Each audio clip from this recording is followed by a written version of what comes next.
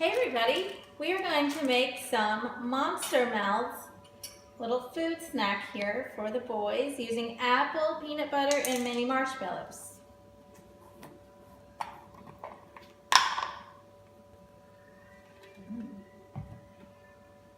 Take some peanut butter and put it on your apple.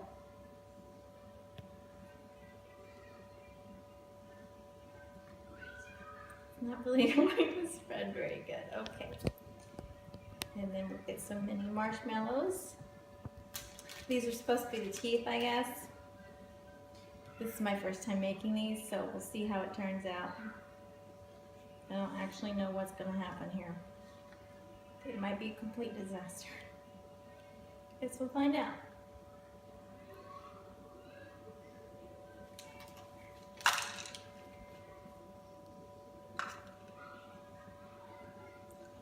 Just once.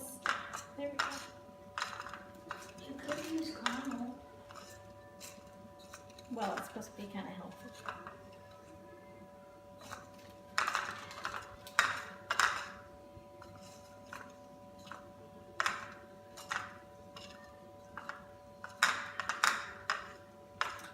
And here you go. It's a mouth. And it looks like monster teeth, right?